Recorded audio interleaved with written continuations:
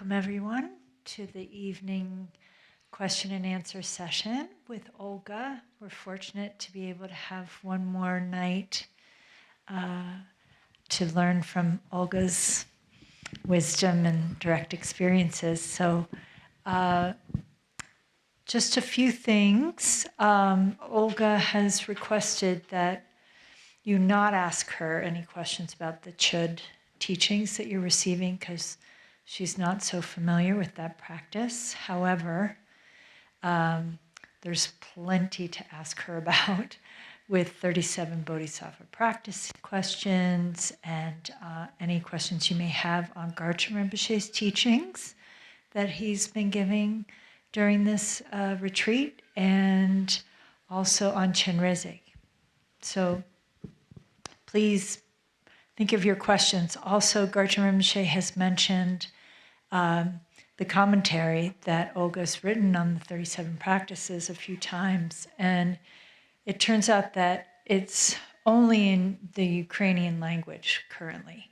So I know that Olga's said that she's working on trying to translate that into English, and she also updated it quite a bit during the war as well. So we are eagerly awaiting the English version. Whenever that gets completed, we will certainly have that available here in our store. And also, Olga is leaving in the morning around break time, around 10:30. So if anybody wanted to make an offering, I would encourage you to do that tonight. We do have some offering envelopes by the door over here, or do it in the morning before she leaves. Okay, Olga, thank you. Thank you very much, Christina. And thank you everyone for coming. I see that some of you came for the second time already, and some of you I haven't met. So let's begin with refuge and bodhicitta prayer to set the stage for the teachings. And to have the right motivation. And then I will just say a few words about myself and we'll go with the questions. So page 4 in the yellow book. Until awakening, I take refuge in the Buddha, the Dharma, and the Supreme Assembly. By the merit of generosity and the other perfections, may I attain Buddhahood for the benefit of all beings.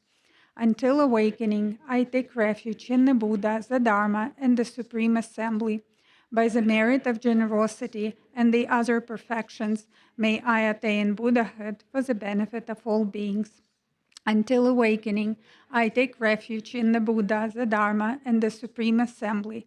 By the merit of generosity and the other perfections, may I attain Buddhahood for the benefit of all beings. May all mothers, sentient beings, limitless of space, have happiness and the causes of happiness. May they be free from suffering and the causes of suffering. May they not be separated from the happiness that is free from sorrow. May they rest in equanimity, free from attachment and aversion. May all mothers, sentient beings, limitless of space, have happiness and the causes of happiness. May they be free from suffering and the causes of suffering. May they not be separated from the happiness which is free from sorrow. May they rest in equanimity, free from attachment and aversion. May all mothers, sentient beings, limitless of space, have happiness and the causes of happiness. May they be free from suffering and the causes of suffering. May they not be separated from the happiness that is free from sorrow. May they rest in equanimity, free from attachment and aversion.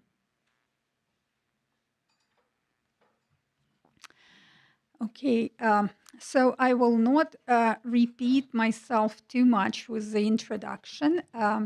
Garchen Rinpoche introduced me today during the teachings. And I just want to add that, just want to repeat it once again, that I think it's very auspicious and fortunate that I am able to be here 20 years later after I became a student of Garchen Rinpoche, and I think it's very auspicious that I was able to be here 20 years later. Speaking about myself, by education, by training, I am a chemist. I have a very, good education. I have a PhD, the Doctor of Philosophy in Chemistry, and I received my PhD here in the United States, so that's why I lived here for quite a few years. And so what it means that I have a good worldly education, and I'm quite intelligent. And so, this is what it means. You hope that people who have PhD are intelligent. So what it means that I am able to understand various concepts very well. And I'm able to see the connections and causes and conditions and different common grounds for very different concepts. And this is actually it was very helpful for me, to understand the Dharma. At the same time, I was careful, not to go just with the intellectual understanding too much. And there was a point where I decided that I will not read any more books on meditation. Any more books by great masters where they describe what vipassana is and what the nature of the mind is. And I will just rely on the instructions of Garchen Rinpoche and my own investigation. So, and I think it was very helpful decision, but maybe it's not for everyone. And the downside of this decision, that when I stopped reading books, I forgot some helpful things. And so that's why I'm not so fresh on the symbolism of the deities. And there was a question last time about the mala that Chenrezig is holding, and I forgot what it meant. But so if you want to read something about the symbolism of the deities and the explanation of the structures of the sadhanas, please find the book by Khenchen Gyaltsen Rinpoche. It's called The Pearl Rosary, and it's excellent, very comprehensive book where Khenchen Gyaltsen Rinpoche explains everything there is to know about the symbolism in the most common sadhanas. And Chenrezig sadhana is there also. So, this, I thought it was important to mention. And then, we have to start somewhere. And if we study Dharma texts, it's important to understand them. Understand them at the level of your intellectual mind. And Rinpoche today, he mentioned several times, how we should understand and read the 37 practices. And he mentioned practice number 11 many times. So I want to start, and I had a request from somebody from the Sangha to explain how we approach understanding the 37 practices in the ways that Rinpoche wants us to do it. Because I think, it's my understanding that I'm sitting here because I did what Rinpoche wanted. And he wanted and still wants everyone to have discussions about the Dharma. And I know that he keeps saying it, but it's not exactly happening on a large scale. And maybe part of the problem is that people don't know how to approach it. How do we do it? So I have a few suggestions I will share with you, and then you can ask me all the questions you want. So first of all, what is the point of understanding each word in this text? The point is to transform your mind. This is the only point of understanding the text. Reading it is very helpful. Memorizing it is excellent. Reciting it over and over will work on your mind. But if you want quicker results, you should really analyze what everything means. And so, Rinpoche really loves practice number 11. All suffering without exception comes from wishing for your own happiness. The perfect Buddhas are born from the altruistic mind. Therefore, truly exchange your own happiness for the suffering of others. This is the way of the Bodhisattva. So if you want to study the 37 practices, first ask yourself, do you understand the structure of the text? Because this text has a very precise structure, and there are several chapters that are not labeled, but it's very clearly divided into several stages. And so practices from 1 to 8 are the fundamental, the preliminaries, not in a way that they're lesser. There's a fundamental practices to understand. And then 9, 10, and 11, they have to do with motivation. And number 11 is the highest motivation, is the practice about the altruistic motivation. So it's important to understand, if you look at this text, where you are, at which stage of the training, because the 37 steps represent the entire path. And so then, you just read and ask yourself if you understand what it means. So all suffering without exception comes from wishing for your own happiness. And it doesn't matter what it meant for the great master who wrote this, what is really important for your own transformation, what it means to you. Do you have any examples from your own experience? And it doesn't have to be some, mystical experience. It can be everyday experience, with your colleagues at work, with your family, with your husband or with your wife, with your children, with your friends. Do you have any examples from your own experience, what it means, why suffering results from wishing for your own happiness? Because this is counterintuitive. We all want to be happy. And then it seems that by wanting to be happy, we suffer. So this is the first point to investigate for yourself. And, this can be a good meditation. You can sit down, you can take notes, there is no formal way to do it. Or you can sit and meditate formally, or, you can just use some modern techniques like free writing, write everything that comes to your mind, find your own way to investigate. And then, if you don't understand, this is a question you ask when you come to a discussion group.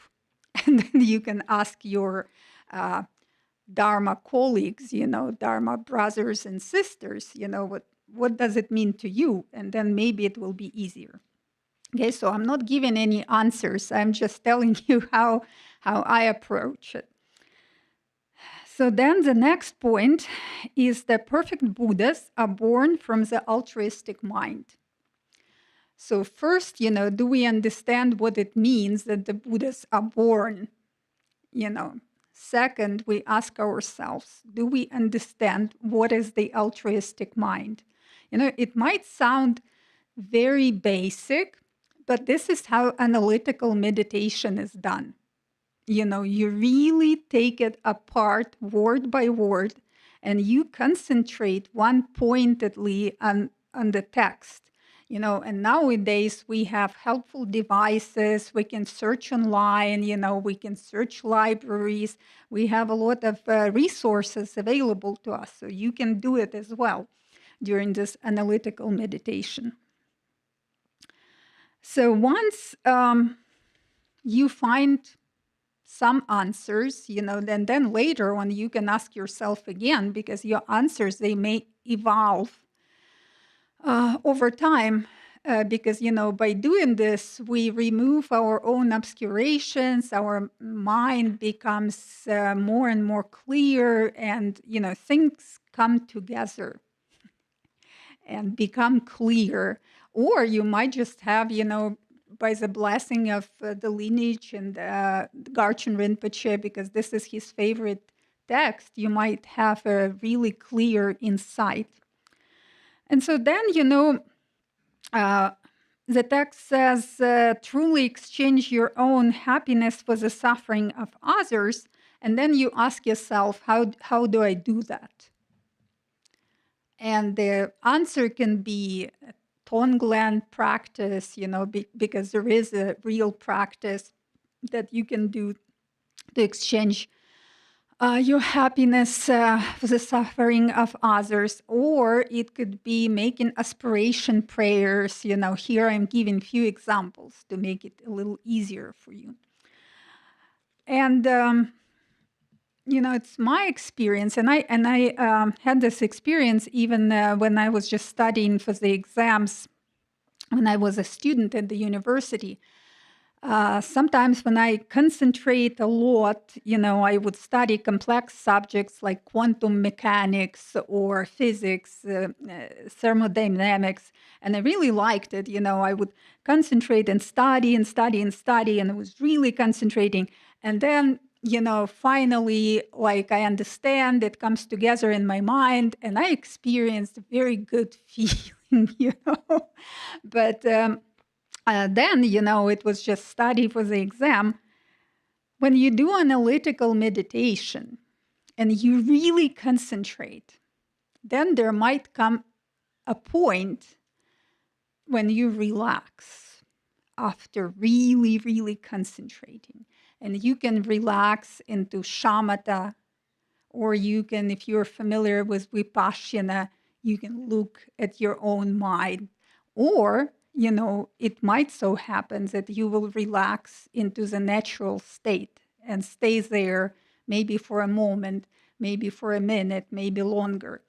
So don't discard the basic methods, the conceptual methods. There are whole schools of Tibetan Buddhism that talk about analytical studying. So this is a very good method to study on your own and to prepare for group discussions. Do you have any questions about this?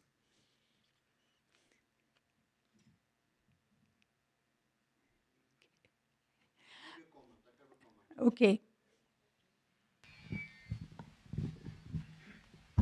Yeah, in Seattle we have actually a discussion group.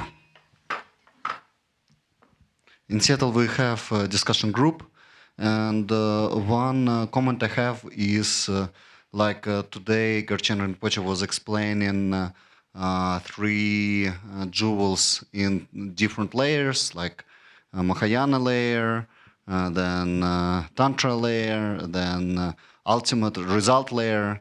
So what we found is that when we discuss the 7 practices, there are also outer level, inner level, secret level, and you can actually also touch a lot of topics, go very depth. That is Great. This is an excellent point.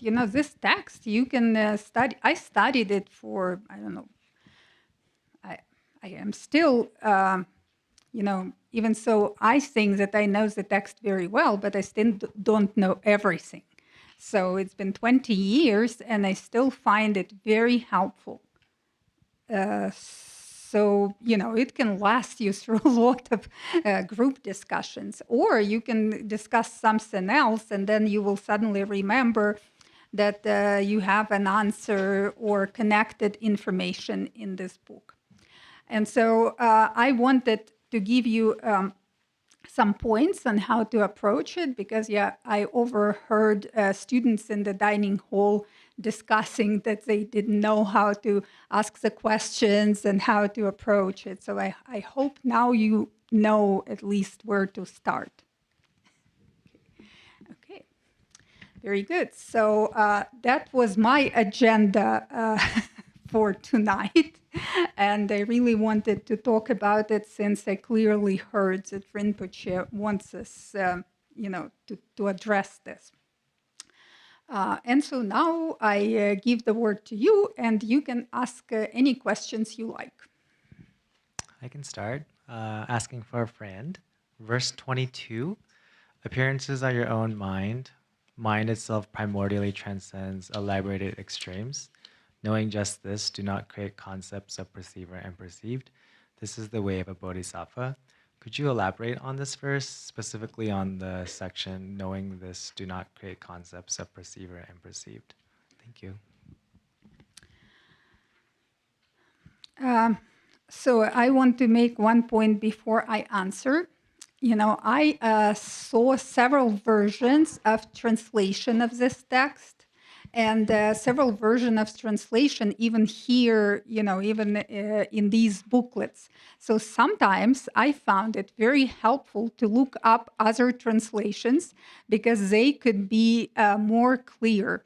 And you can look up different commentaries and see how they translate it, even without reading the commentary. Just see how different translators translate the same practice, and you might find it helpful. So when we had a Q&A on the 30th, people who were there might remember that I mentioned the 3 spheres. That for a long time, I didn't understand this practice. It was very hard for me to understand. And why it was hard? Because it talks about the state of non-duality, really understanding it and really understanding how mind works. And since I didn't understand, then of course this verse meant nothing to me. And so what are the 3 spheres? Here they talk in this particular translation about the perceiver and perceived, yes? But when we talk about 3 spheres, so there is, let's say, an action. And an action is perception, so the perceiver or the subject, is it a subject? I think it's a subject of the subject is perceiving an object. And so we think this is just how our minds are. And, we talked about different obscurations, the maras, the so-called demons, So since we operate on a sensory input, so as a perceiver, I receive sensory input. So this sensory input tells me that there is something to be perceived. There is an object. Like, for example, I see you're spinning your prayer wheels, so my eyesight tells me that I can perceive it. And I think, okay, well, here am I, and there are people, and they spin prayer wheels, and I look at them and I see them. So, and, to tell that this is not happening, that would sound crazy because this is happening. And on this level, this is happening. Like, I see you, you see me, and we're engaging in perception. And this, why they call it the illusory display? Because things are happening and not happening at the same time. You cannot really say that something is not happening or something is happening. And this is why we talk about the empty nature. For example, if all of a sudden, I don't know, I fall asleep and I don't see you spinning the prayer wheels, do you disappear? I don't think so. You don't disappear here, but you will disappear for me. So we're, locked into the sensory perceptions, into the subtle perceptions of our minds. We form millions and millions of neuronal paths, concepts, and this is how we form the familiar field of the three spheres. And so what this practice asks us to do is to train ourselves in loosening the grasp on the three spheres. And we talked about it last time quite a bit. And Garchen Rinpoche, he has the ultimate recipe. So we loosen our self-grasping, and the less we grasp, the more space we have not to be stuck in this dualistic perception. So, this is a very profound practice, and, we can talk about it, and we maybe can have a whole retreat about this, investigating. But I will just give you this short answer. And if it's still not clear, just please tell me. But I am asking you, to do your own investigation. Maybe read the commentaries, maybe think about it, what it means to you, because we all have our own karmic propensities. And some people, they're not that fixed on, me doing something for other. Maybe for them, this practice is easier. But for me, it was really a hard practice.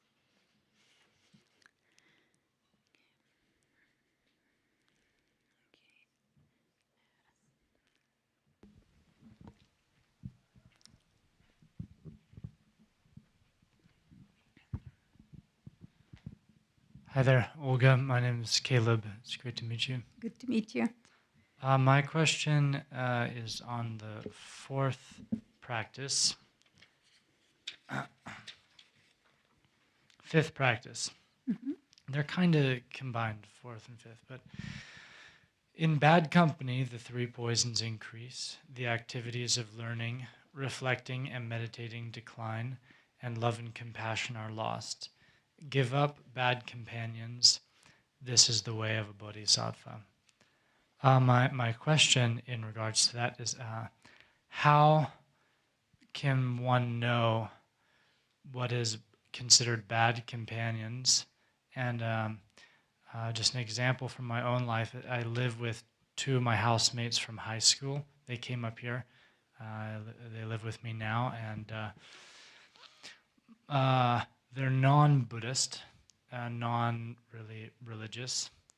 And my question then is, they're non-Buddhist, but however, I still feel a great love for them, and they still love me very much, and there's definitely mutual love there.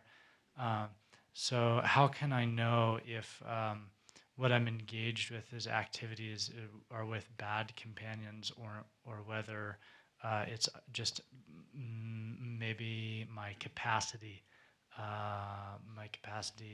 is still able to engage with them and practice Dharma. Thank you. Yes, I understand your question. Thank you. Actually, this is not a very popular practice. And I heard a lot of complaints about this practice because people say, what do you mean bad company? It's not a bad company, it's a good company. So, it's not the people who are bad. It's what happens with your mind when you are in their company.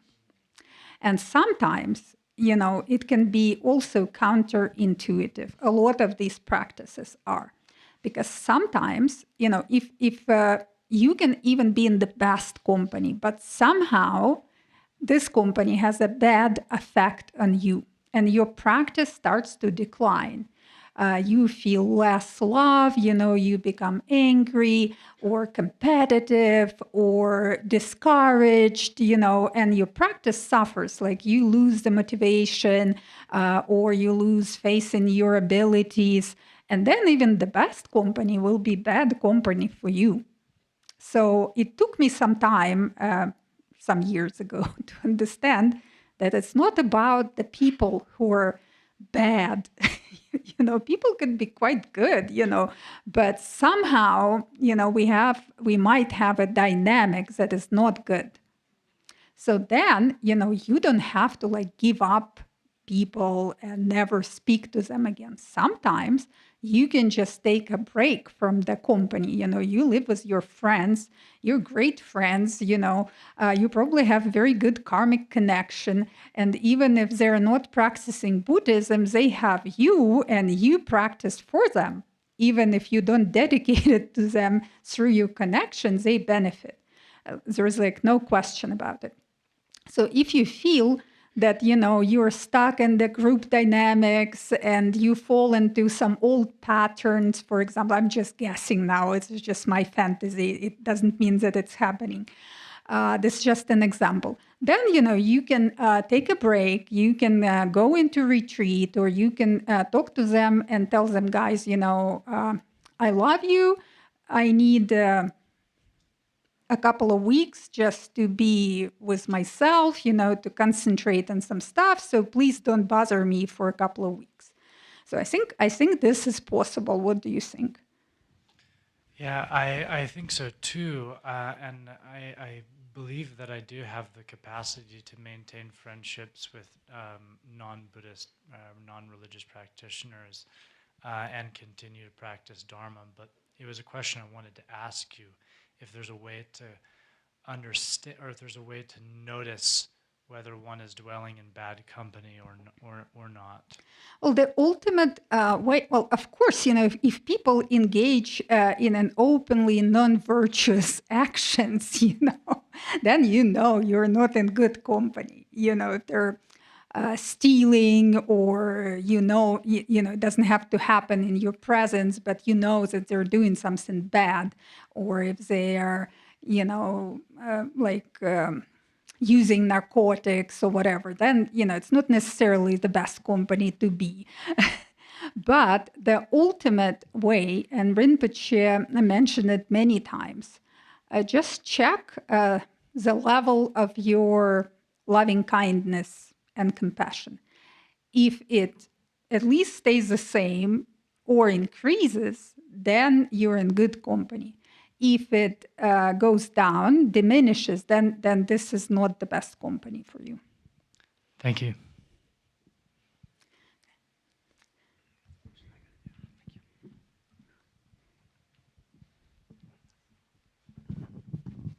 Olga, I'm Kien. Because I'm also a student, we are all students of Garchen Rinpoche. Sometimes I meet with newer people, and then they are new to 37 Bodhisattva practices. And if they are new, they probably don't have time to do much practice, or even recite. So sometimes my suggestion is to recite the 37 Bodhisattvas practice over a week instead of every day. So I just suggested to break them into chunks, like what you mentioned. Mm-hmm. So I'm just asking to see what you think. The chunk, because I teach math, so the numbers, I relate with the 37 practices with numbers. So my suggestion is normally it's like 6, 5, 6, 7, 6, 7. Mm-hmm. So that will systematically break it into 6 parts, Okay. The 7th day, take a break. Or you recite all 37s in the 7th day. So I'm just asking, if you can see if there's any significance in the 6, 5, 6, 7, 6, 7s, because I contemplated about that, and I have my reasons. Maybe I'm just asking to see what you think. All right, thank you. Well, if you can share your reasons, then it would be very beneficial. Oh, then my heart is going to jump very hard now, the heartbeat. Well, share at least one, so we understand your logic. Right. So first 6 is before refuge. So that applies to any spiritual practitioners, whether you are a Buddhist or not. The first 6 is actually extremely important. So whatever traditions, even if you are Catholics or Muslims. And then from 7 to 11, so that's the path that starts with taking refuge, renunciation, bodhicitta, and then altruistic mind. That's the 11 that you say that's the hit. Then the 12 to, I think, 17 is the what ifs. That is the extremely difficult, in my opinion. And then from 18 to 23, 24, that's about come to the emptiness. So at the end, I realized why you put not the 6 perfections first. So from 25 to 30 are actually the 6 perfections. So my guess, the 6 perfections comes before they are paramitas because they are perfections. So that has to be practiced with emptiness in mind. So that's my understanding. That's why when Holiness Dalai Lama, when he teaches the 6 perfections, he starts with perfections of wisdom. So that's my guess why it comes later from 25 to 30. Yeah. And then from 31 to 37 is where as somebody who has kind of a very good foundation of the 6 perfections, that's how it's more of influencing other people. That's how I break it up into the 6 segments. Excellent, excellent. I rejoice. My heart is still beating fast. No, this is excellent. Well, you see, this is what it means to study and understand. So it doesn't matter, you're very close to traditional breakdown, but it doesn't have, your understanding is more important that, what is written in the commentary, because this comes from your, pondering and meditating and, from inside. So it's going to benefit you.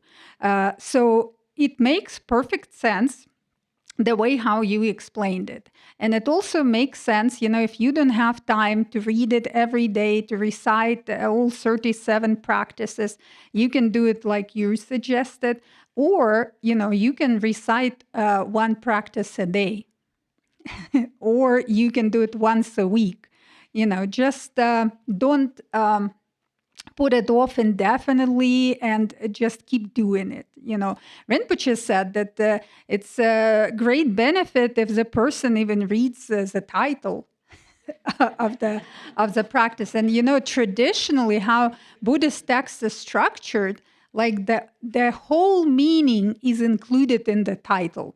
So they say, that if you are a very high-level practitioner, you don't even need to read the text. You just read the title, and then But, I am not one of those. I still need to read the text and the commentaries, etc. But, even just looking at the name will bring great benefit. So I totally support what you say, and I agree. Your breakdown makes total sense. Thank you.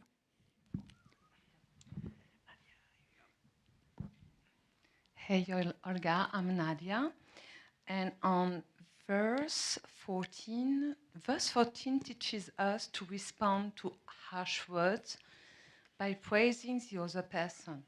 But in practice, this can feel like a self-sacrifice that neglects our own well-being.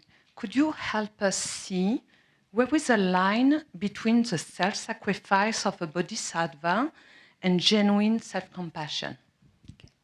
So this is a very good question. These what-ifs, as we just pointed out, they're very hard to practice. And, it's best to practice when you have a very conducive environment and you are not the only one practicing. When other people actually also make some effort in practice. But it doesn't always happen. So usually, we cannot control others. We can only control, we can try, but then we will only increase the conflict. And I can share my own experience, since I was involved in administrating the Buddhist Center and organizing events. And I was visible, when people see you a lot, they start talking about you, and sometimes it's good things, sometimes it's bad things, sometimes it's some nonsense. Sometimes they're right, sometimes they're wrong, but actually, in general, it could be just unpleasant to be the subject of the conversation that somebody is talking behind your back. So, of course, the what ifs work best when you are already in the high stages of your own practice and you're able to relax and into the true nature, and then you're not bothered at all. I can tell you that there could be some unhealthy ways where this can go. And I've seen many times and heard many times, people trying to manipulate the Buddhist practitioners by saying, hey, you're a Buddhist.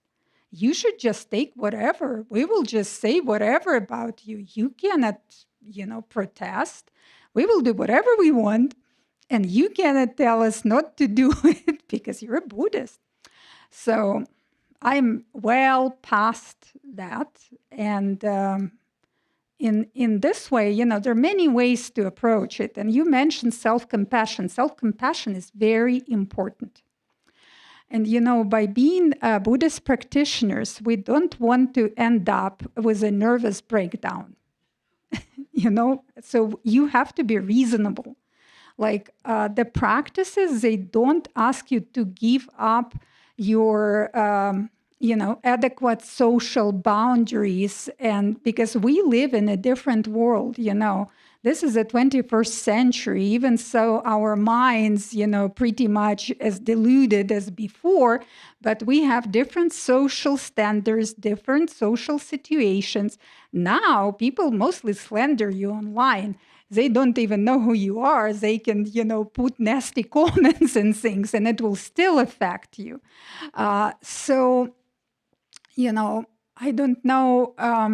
It probably depends on every situation, but I would ask you to really look into yourself, to ask yourself if this, now I don't like this word, but it's a popular word, if it triggers you, somebody saying something about you. So you don't have to share it with anybody. You can just ask yourself, is any of it true? Do they hit a nerve? Maybe something is there. If something is there and you can correct it, you just correct it, and doesn't matter if people know about it or not. You're just honest with yourself. You work on yourself. You ask help. Praying to your guru, to Buddhas and Bodhisattvas. Maybe you confess it to them, saying, "Look, I really think they're right, and it's very unpleasant, but I will do better." And you don't have to go around professing it. It's just your own work. At the same time, if it's a really unhealthy situation and the person is just destroying the peace and happiness and just creating a lot of discord, you can just tell the person to please stop and say, this isn't pleasant. This is not how I want to be. I think it hurts my practice. And I don't think it's good, so let's just please stop. And then you've done your part, and then you just forget about it and move on. Because if a person has a propensity to slander, they will do it. It doesn't matter. So don't take everything on you. Not everything depends upon you. We each have a responsibility. Did I answer your question a little bit? Okay.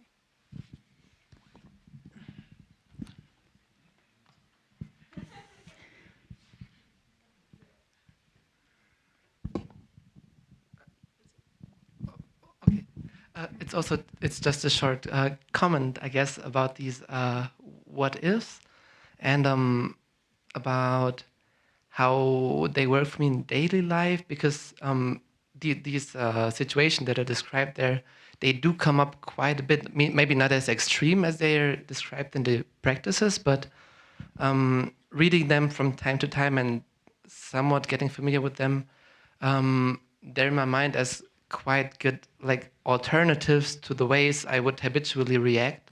So when I come in situations and I feel a strong urge to follow my habits and I cannot really think straight, I do remember there are like these alternatives, and so this does stop me in my tracks somewhat and gives me a bit space to get a little bit of perspective. And I while I don't have a bodhisattva conduct at all, it does stop things from getting too messy quite often. So that's what they're what I value them for very much. Yeah. Well, this is an excellent point, and this is why they're there, to help us to work with our habitual reactions and to prepare. When we had the first Q&A, I was talking quite a bit about preparing ourselves, even if nothing is happening. Like you are in a good situation, people don't do all these things that are described in these practices.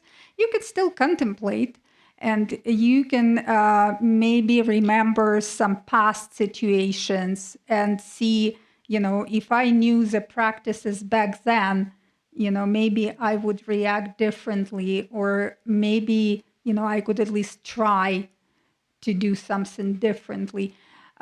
So, with these practices, we really, just as I said, when we say about bad company, it's not the people who are bad, 37 practices doesn't label people as bad, This is how our mind is. And so we really need to work on our own mind. And, if you want to experiment and you want to just take it literally and do what it says here, this is actually can be a great exercise. If you know that somebody is really talking badly about you, and then, you can talk about this person, pointing out their good qualities and saying, this person actually has a lot of good qualities, just as an experiment. I have several situations. I usually get along with people like 98% of the time.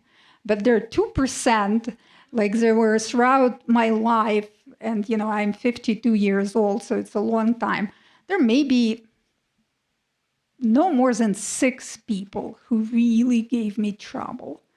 And with some of them, it just resolved itself. It's not happening anymore because things, they cannot go on forever. And some people, they really, I don't know why, but they're really like watching me, and they try to wait when I make a mistake, and then they go, look, Olga made a mistake. And so before, I was really bothered by it. I was like getting angry, and I was really appalled because I didn't understand why. And I still don't understand why, but now I'm like, okay, so it's happening again. It's okay, it doesn't matter. At some point I realized that it really doesn't affect anything except for my emotional state. If it doesn't affect my emotional state, then it's nothing. Sometimes people, for some reason, were trying to like make problems for me in my activities. And then I would do something. I would analyze and I would think, okay, so does this really affect what I'm trying to achieve?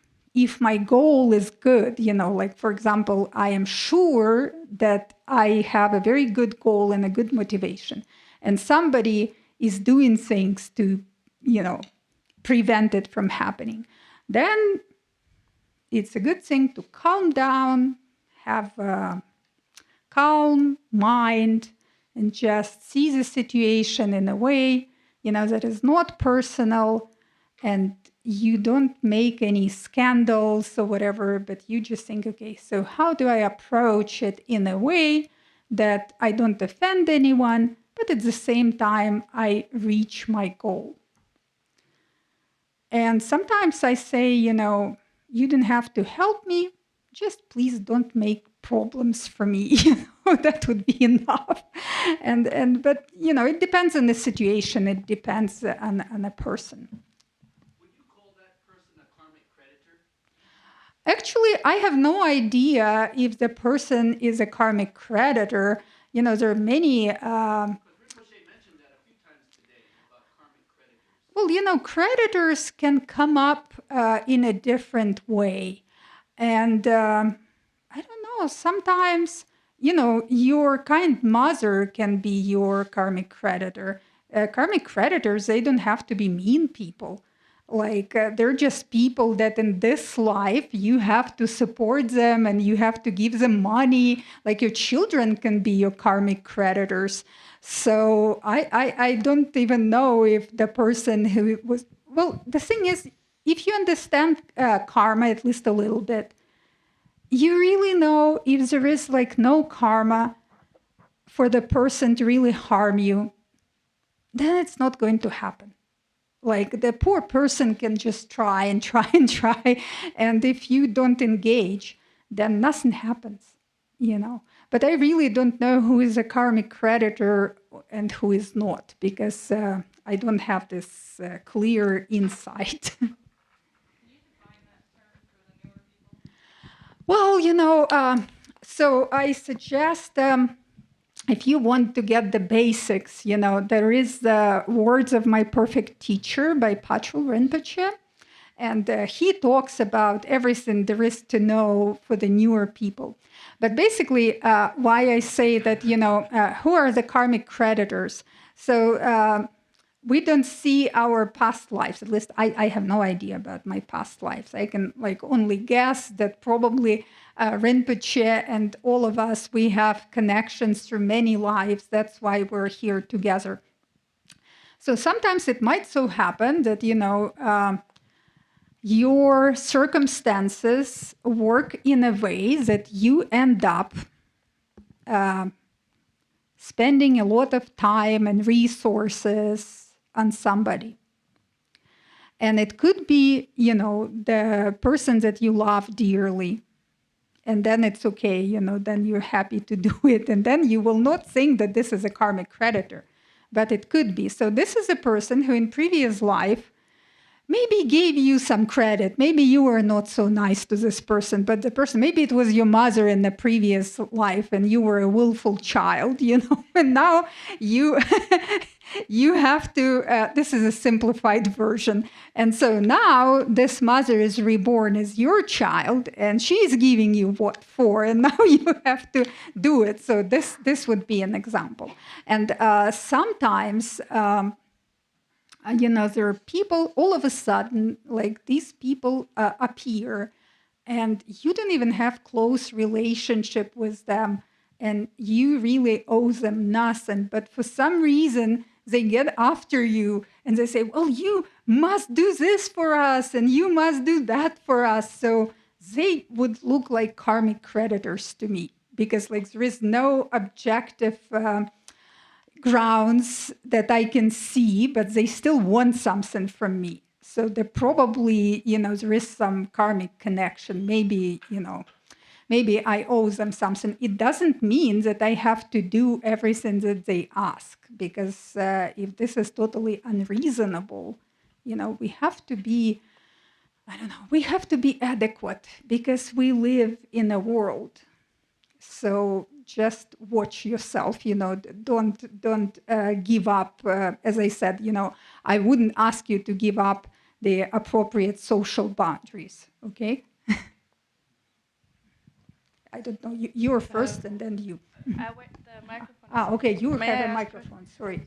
Yeah, I have a question. It's not so much related to the Bodhisattva practices, but to something Garchen Rinpoche said yesterday, that it's very important for us to dedicate whenever we accumulate merit. And I wanted to ask if there is the one best source to dedicate something, like for instance, Vajradhara or sentient beings? I don't know, is there any like very efficient? Thank you. It's a great question. And actually, dedication is included everywhere. Like you notice that it's always there. Like in the 37 practices, it's practice number 37. In the sadhanas, we always dedicate. And for me, the ultimate dedication is the dedication of the nature of the mind. When the person abides in it, then this is a dedication. There are formal ways to dedicate. You can visualize, or you can just know that Buddha's the Bodhisattva, since you took refuge and you're a Buddhist practitioner, the refuge tree is always with you. So you can visualize the refuge tree and just say, whatever virtue I just accumulated, I dedicate in front of you for the benefit of all sentient beings. But this, it could be a lengthy exercise because we could accumulate merit and we could do some mistakes during the day. And so there is a good way. Anyone familiar with the 35 Buddhas of Confession, the text? Okay, so it's online in the online library of this wonderful center. You can download it. So I started reciting it, and Garchen Rinpoche, I told him, he said it's excellent way because it's not a very long text. You can just do it like once a week or even once a month. And this text, you confess every wrongdoing you ever did in all your lives, and then you dedicate and rejoice in all the merit that you forgot or couldn't dedicate in all your previous lives. So this is an excellent, excellent text that definitely will make you feel better if you forget to dedicate or you forget to confess. So this is my suggestion. But for myself, when I have time, like I know on the page 28 here is the bodhicitta prayer, Chanchup Samchog Rinpoche. So I just quickly recite this prayer in Tibetan when I need to dedicate something, and it works for me. Thank you. Okay, I don't keep track, so please figure it out who is next.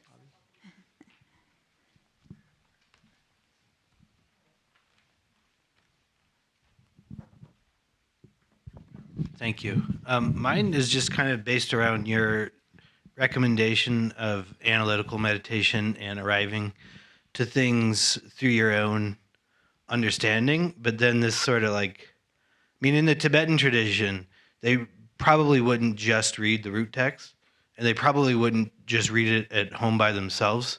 At least from my exposure to it, a lot of it is through like a Lopen or a Kempo, and you're taught the text in a very formal setting with a very formal way of describing the text to you more in-depthly.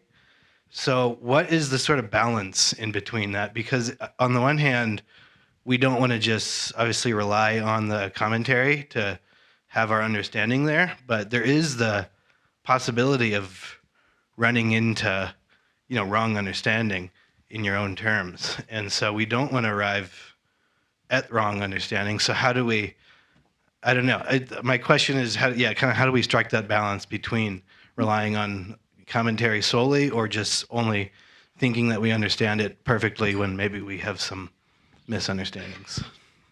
Very good question. Thank you. Well, usually how it works, even in a traditional setting, like your teacher would, like Garchen Rinpoche told us to recite the text and study it and have a discussion.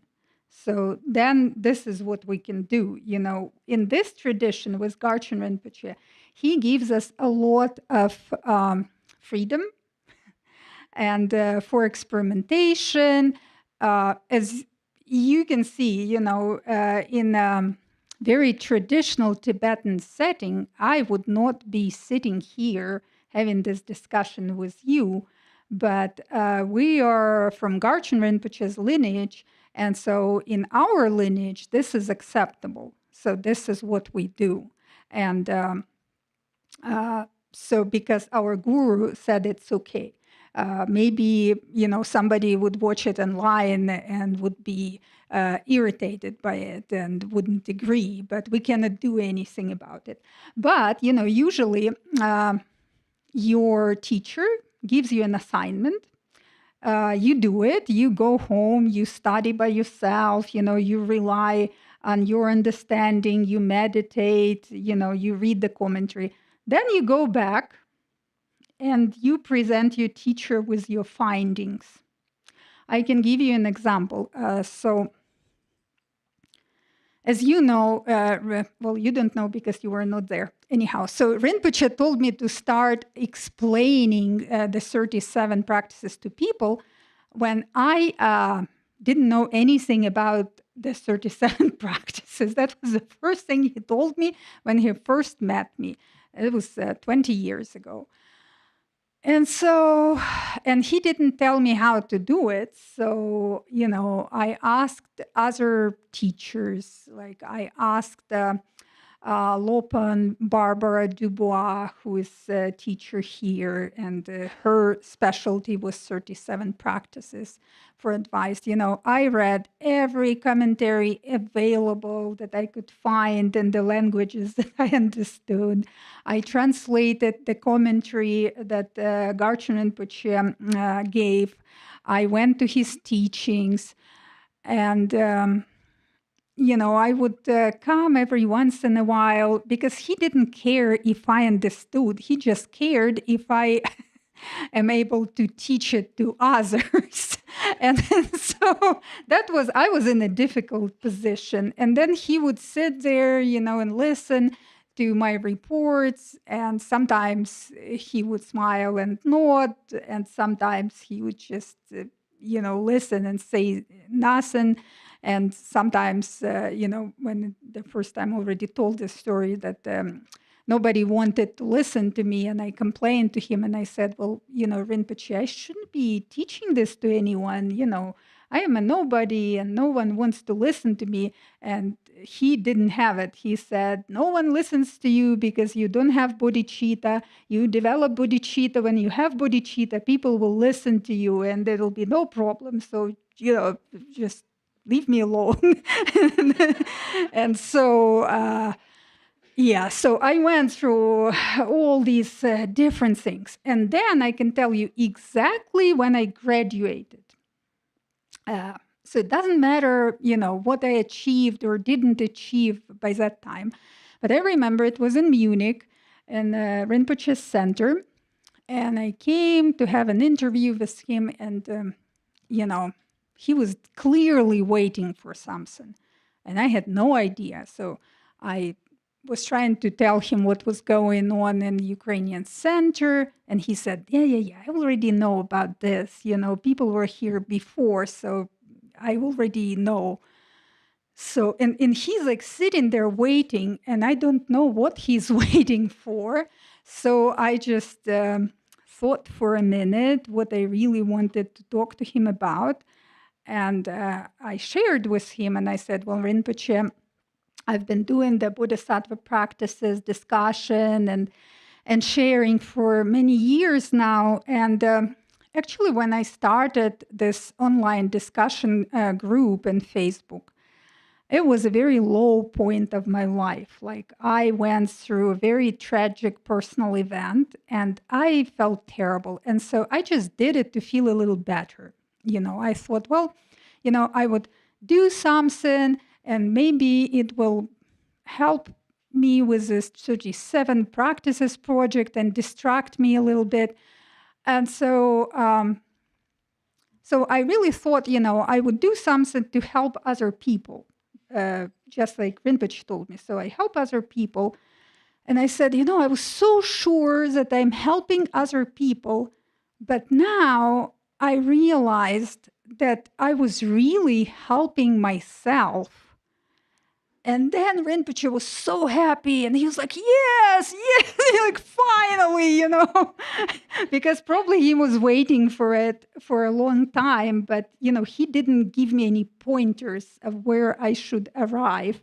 And actually today, he was talking about it, how we benefit ourselves and others. And sometimes, your teacher, just because you can read about it, you can hear it in the teachings, but you really have to arrive to the conclusion yourself. And I don't know about other traditions and how it's done, because in every tradition there is a sense there. The tradition doesn't exist just because, it makes sense. But in our tradition, we have this, the blessing lineage, the whispering lineage, the guru tells you to do something, then even if you have no idea how to do it, you try, you make effort, and it might not work, and you go to him and he just sends you away, and it could be, upsetting. But then, you persevere and you do it and you do it. And then, then it's so simple, and then all of a sudden he's happy and he's like, okay, now you understand, that's it, I don't have any questions. Very well done. So I don't know if I answered your question. Okay, good.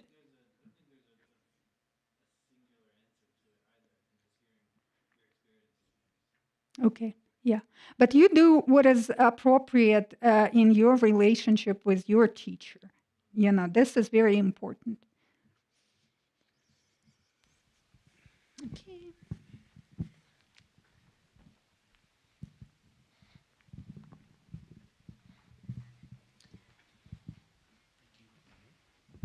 Hello, Olga. I'm Robert, if you don't remember. Yes, I remember. Nice to see you again. Nice to see you. Okay, so just addressing the bad companions, I always thought those were the afflictive emotions and people who exemplified the afflictive emotions. Maybe you can talk about that, because definitely people who exemplify anger, I don't want to hang out with those people. Or jealousy, I don't want to hang out with those people. And I get that you're talking about, people are, they have different aspects to themselves, but if they emphasize particular afflictive emotions, I generally don't want to hang out with those people. But the other question I want to ask, could you say a few words about fool's compassion? Because it's something I've been thinking about for a long time, is fool's compassion. Because that can be mixed up with, I think, real heartfelt compassion. And I'm not sure I have the right understanding. That's all. Thank you. Okay. Well, as somebody mentioned, that, I think it was Artem. So there are different levels of understanding of each practice, and bad companions can really be afflictive emotions and not just exemplified by other people. Yes, you can be a bad companion for yourself. It happened to me a few times. I was not a very good companion for myself. And you can be a very good companion for yourself, and you can help yourself. You can be your own best friend and your own worst enemy. So they're different. I completely agree with you. And also, if people are very destructive, we have to be skillful. We have to understand what is good for us and what is not good for us. Like, I gave an example of difficult people in my life. I don't have to be mean to them, and I don't have to not like them, but I also don't have to spend time with them.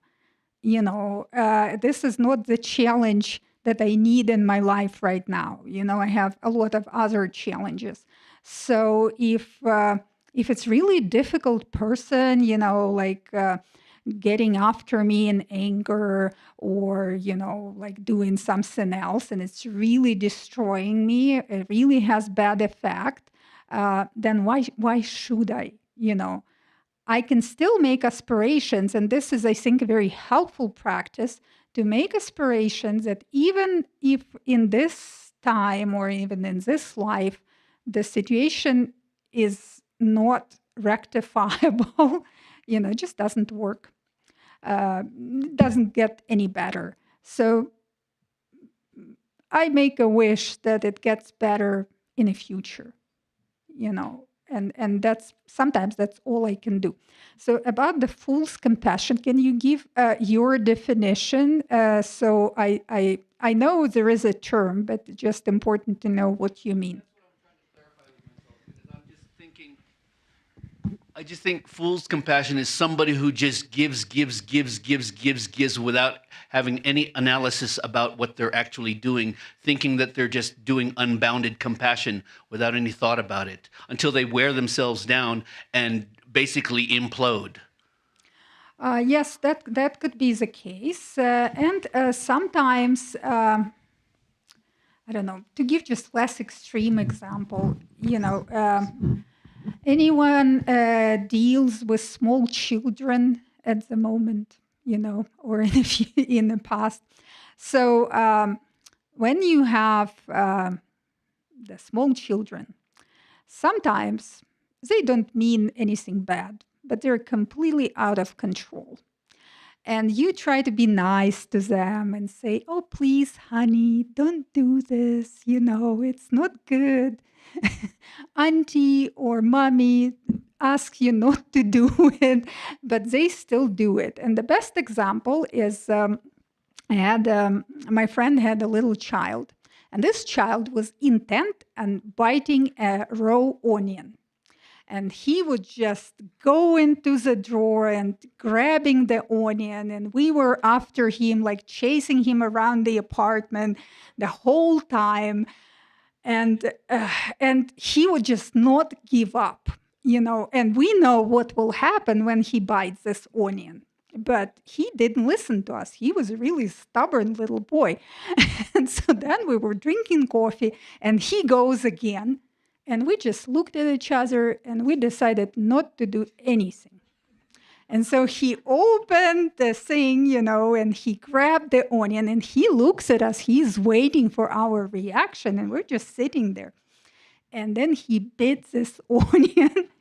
And, it was like almost 30 years ago, but I still remember his eyes, and he never bit the onion ever again. So, you could tell that we were not compassionate to the poor little boy, because we were, the mean mother and the mean auntie just sitting there watching him, Of course, if he was trying to burn himself or hurt himself, we would not allow it.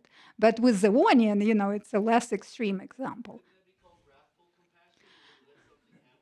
No, wrathful was before, when we tried to stop him.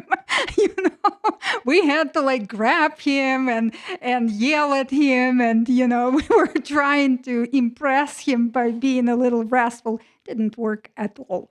So you really, and sometimes you don't have to be wrathful. Sometimes you just have to be strict. There are examples that, the person is hurting themselves, and you can say, oh, this poor person was so traumatized when they were a child, and there's so many causes for this person to behave like this. But the person hurt themselves, they hurt other people. You have to do something about it, you have to put an end to it. So just saying, oh, we accept you, whatever you do, you can steal our money, destroy our house. That's not going to work. And it's not helpful. You're not helping anybody. Of course, there are great examples of the great masters.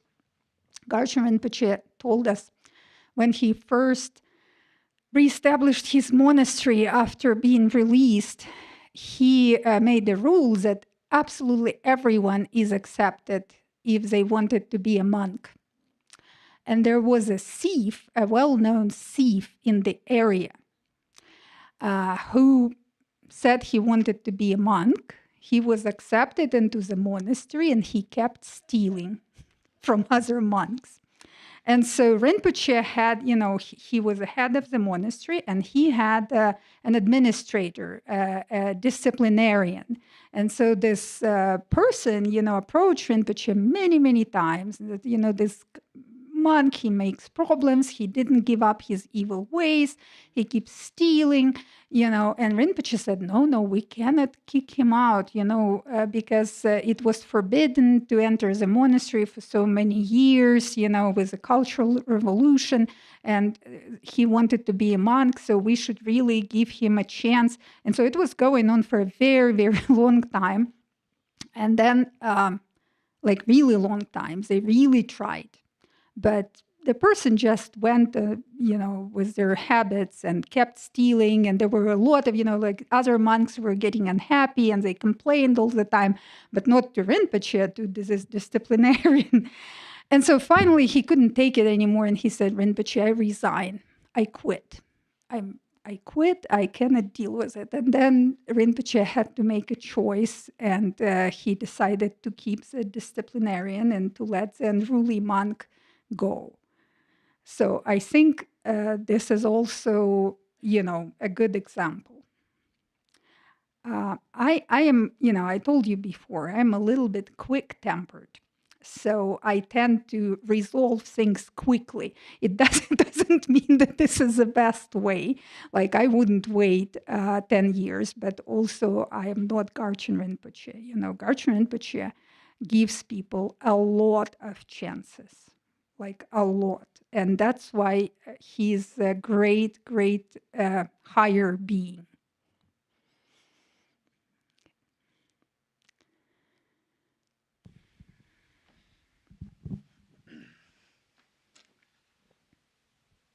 So my question is pretty basic. And the basic formulation of the question is, what do you think Garchen Rinpoche means by self-grasping? And just to clarify the question a little bit, the sort of more extreme version that I can understand from it is that anytime we perceive that we have a perception that we have an individual self, and there are other individual selves, then we're deluded. And then a sort of more simple and easier to integrate into daily life kind of understanding is just like an over-fixation on our own well-being at the expense of others. So, yeah. What do you think Garchen Rinpoche means when he says all suffering comes from self-grasping? Well, Garchen Rinpoche usually means something very profound. So he usually goes to the ultimate level. So if I'm sure everyone is familiar with the prayer of Kuntuzangpa. So the prayer of Kuntuzangpa explains it perfectly. When, the notion and the grasping arises, then the I, the ego starts to come into existence, and then the grasping to the 6 main affliction emotions, that creating the certain states of mind and, the certain spheres of samsara. So this is a very good explanation if you want, the profound level. I can give an example of grasping, for example, okay, so that would be a good example. When I was here a year ago, I just came for the retreat, Chenrezig Drubcho, and then all of a sudden Rinpoche set me here.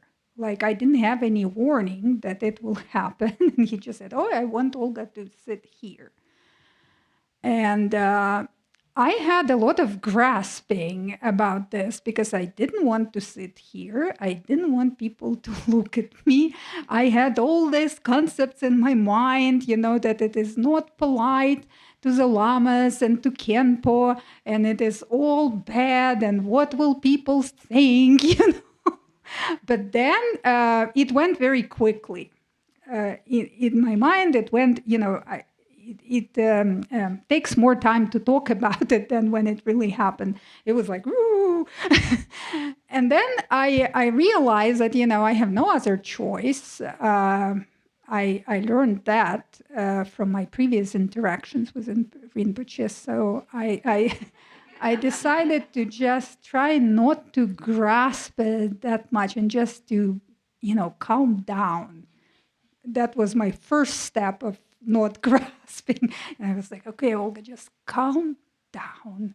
You are a student of 37 Bodhisattva practices. Just rely on the text. Just let it go. It doesn't matter. So just calm down. So then, I wasn't 100% calm, but still it helped. And, even Venerable Lama Yeshe Rinpoche shared with us that he was nervous giving teaching. And then he said, well, maybe I shouldn't grasp at myself that much that my heart rate goes up. So this is also very good examples of everyday grasping. And I don't think we can entirely avoid it at this point, but at least we can, let go. We can try to relax and, calm down and exercise some self-compassion also and make aspirations. Like aspirations are very good. Garchen Rinpoche is a big fan, if I may say so, of making aspiration prayers. Like you can make aspirations, may my self-grasping diminish, may it somehow disappear. And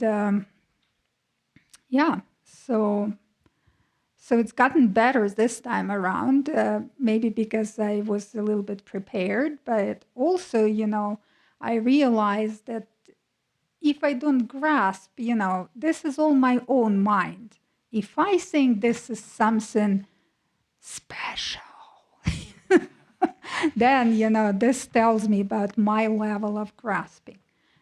But also to be able to function normally and to come up here and talk to you guys, I have to have some confidence, So we have to strike a balance because we engage in activities in the world.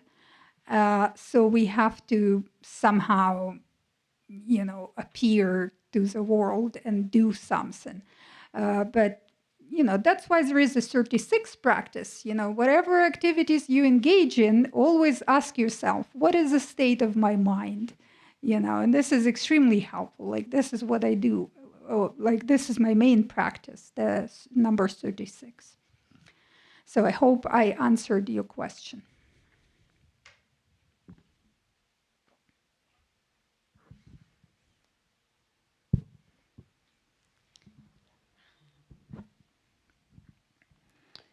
On the path, we are often asked to act from love, compassion, and patience.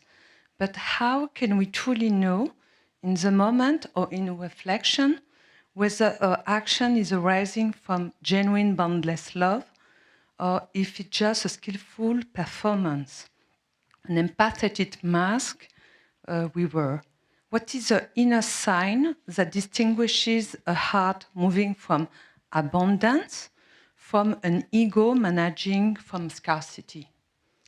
Do you mean ourselves when we're acting out of love or when somebody's acting out of love? I mean ourselves. Ourselves. Yes. Well, it's a good question. Basically, it's a question about knowing yourself and being aware and being also honest with yourself. And, when you do a meditation practice and you check the state of your mind, when the thoughts arise, you become familiar more and more with how your mind functions, with your propensities. The higher your level of self-awareness, the easier for you to know what you're doing, you know. And so I am not sure what your sign would be. You know, I always say, oh, you know, like I cannot cheat myself. What is the point? You know, like I know. And to me, you know, it has to do with my state of calm and relaxation, you know. Um, Sometimes I cannot act out of love because my love is just not at the level, but I found my own compromises. And if I just act out of respect, to me, this is a gateway to everything else. Because if I respect, and actually, you know, I sometimes teach some classes to little children. And it can be complicated, and you have to manipulate them a little bit so they, you know, listen to you. But usually, I treat them with a lot of respect. And this is genuine respect. Like, I really respect them. They're just little people, you know.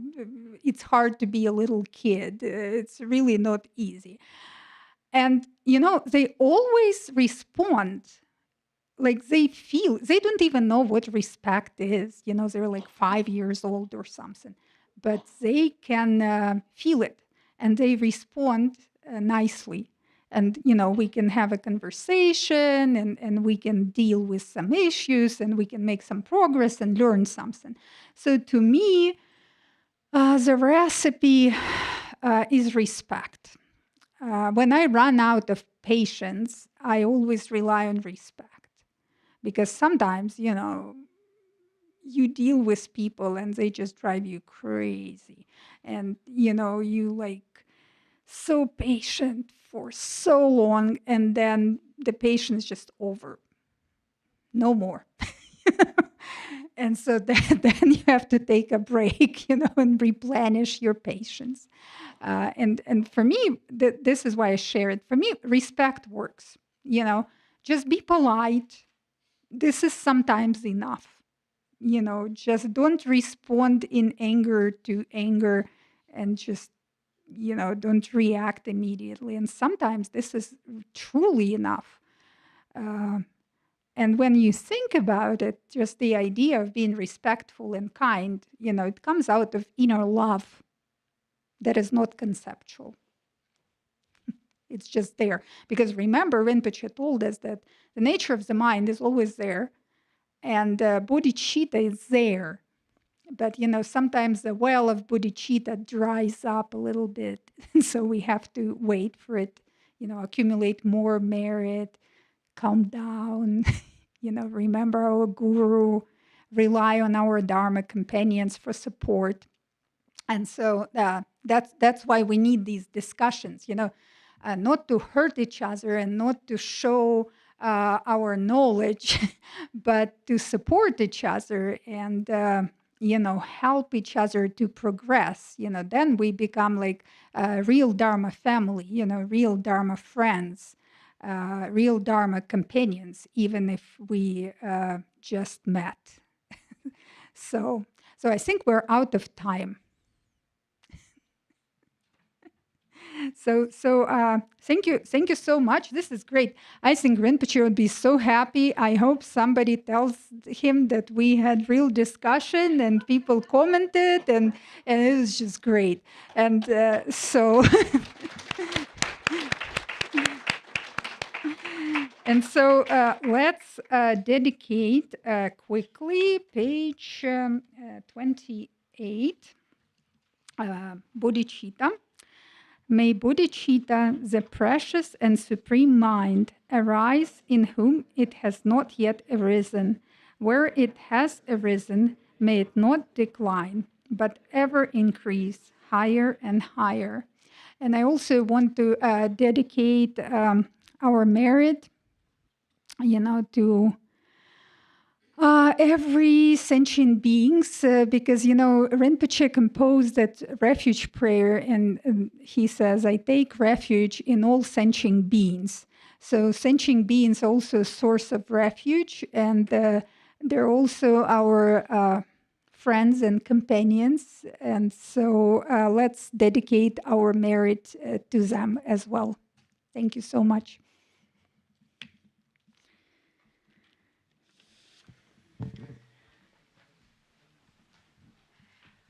Thank you so much, Olga, for your wonderful sharing of your Dharma experiences and your relatable style of encouraging people to open up and feel comfortable. And I know for a fact that Rinpoche is very happy. Great. So, and I hope that this all can continue. The discussion forum, this is something Rinpoche, as you had said, has talked about for many years of really wanting people to discuss Dharma. And so we thank you so much. This is our appreciation for you, and we hope you'll come back again. Thank you, thank you. And, if I can help you in any way with further discussions, I am available online. So, but I hope, you will be able to do it on your own as well. But I'm always there. Thank you so much for that offer. Yes, we do have the Dharma discussion groups with Khenpo Tenzin on Sundays, but, maybe we can expand and figure something out. Yeah, so thank you all. And as again, Olga will be leaving us tomorrow at about 10:30 break time. So if you want to say goodbye, you could do it tonight or tomorrow. Okay, thank you, everyone. Thank you, thank you.